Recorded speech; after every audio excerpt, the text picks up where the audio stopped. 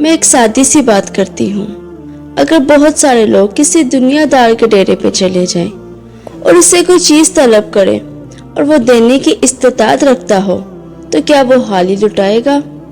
وہ کہے گا اتنے لوگ آ گئے ہو تو ڈیرہ ڈاری کی شان کے خلاف ہے کہ میں ان کو حالی لٹاؤں۔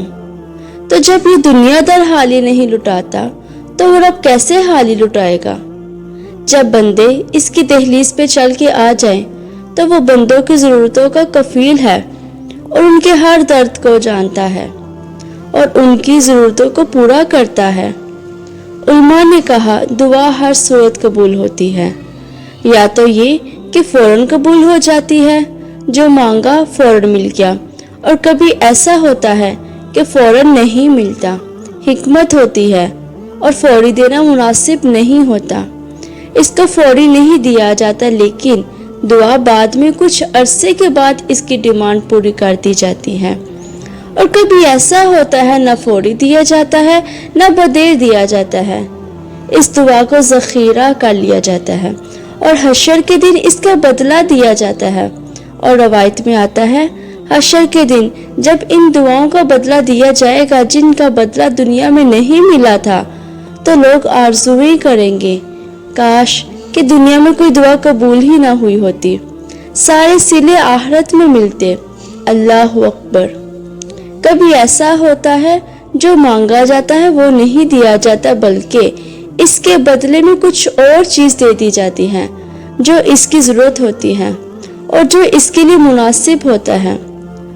وہ کچھ اور مانگ رہا ہوتا ہے لیکن اللہ اپنی حکمت کے تحت اسے کچھ اور عطا کر دیتا ہے۔ بہرحال ہر صورت دعا قبول ہوتی ہے اور اپنے بندوں کے اٹھے ہوئے ہاتھ اللہ پسند کرتا ہے۔ آج یہ بھی بحث چلتی ہے نہیں مانگنا چاہیے، فلاں وقت میں نہیں مانگنا چاہیے، تو وہ کہتا ہے مجھ سے مانگو، جب بھی مانگو میرا دست کرم تمہیں دینے پہ آمادہ ہے۔ اور اگر کوئی نہیں مانگتا تو فرمایا اے محبوب فرما دو، اگر یہ نہیں مانگیں گے تو اللہ بھی پرواہ نہیں کرے گا۔ مانگنا تمہاری ضرورت ہے، اگر تم مانگتے رہو گے تمہاری جھولیاں بھرتا رہے گا، اور اگر تم اسے نہیں پکارو گے تو وہ بھی تمہاری پرواہ نہیں کرے گا۔ تو اس کے حضور دعائیں مانگو، اپنی آرزویں پیش کرو، اپنی تمنائیں اس کے حضور پیش کرو۔ اگر دنیا داروں سے مانگے تو اپنے لیے مانگتے ہیں، لیکن اللہ سے مانگو تو اپنے لیے بھی مانگو، اوروں کے لیے بھی مانگو۔ وہ کریم ہے، وہ دیتا ہے اور خوش ہو کے دیتا ہے۔ تو اس سے مانگو، اس سے جھولی پھیلاؤ، اللہ سے راز و نیاز کی باتیں کرو۔ جو بندہ کسی سے نہیں کر سکتا وہ اپنے رب سے ڈائریکٹ کرتا ہے۔ اپنے دل کے سارے دکھڑے اپنے رب کی دہلیز پہ رکھتا ہے اور اپنی ضرورتیں مالک کی چوکھٹ پہ رکھ دیتا ہے، اور اس سے مانگتے ہوئے بندے کو شرم نہیں آتی، حیا نہیں آتی، بلکہ اس سے مانگتے ہوئے فخر محسوس کر رہا ہوتا ہے کہ میں اپنے رب سے مانگ رہا ہوں۔ کسی اور سے مانگے تو جھجک لگتی ہے لیکن مالک سے مانگے تو اپنائیت کا احساس ہوتا ہے کہ میں اس سے مانگ رہا ہوں اس لیے کہ وہ میرا رب ہے۔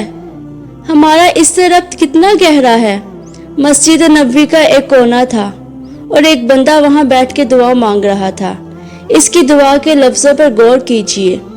اے اللہ، میں تجھ سے اس لیے مانگتا ہوں کہ تو میرا اللہ ہے، تیرے علاوہ میرا کوئی ہے بھی تو نہیں۔ تو یہ وہ دعا مانگ رہا تھا اور مسجد نبوی کے کونے میں بیٹھا تھا۔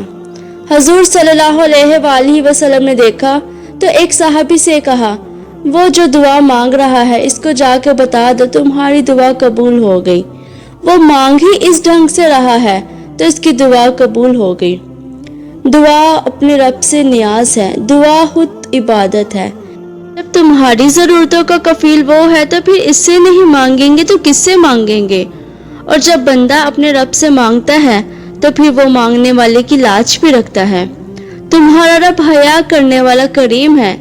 جب بندے اس کے سامنے ہاتھ پھیلاتے ہیں، دعا مانگتے ہیں، اللہ فرماتا ہے مجھے شرم آتی ہے ان کے اٹھے ہوئے ہاتھ کیسے حالی موڑوں۔ جب انہوں نے مجھ سے مانگا ہے تو میں بھی نہ دوں گا تو کون دے گا؟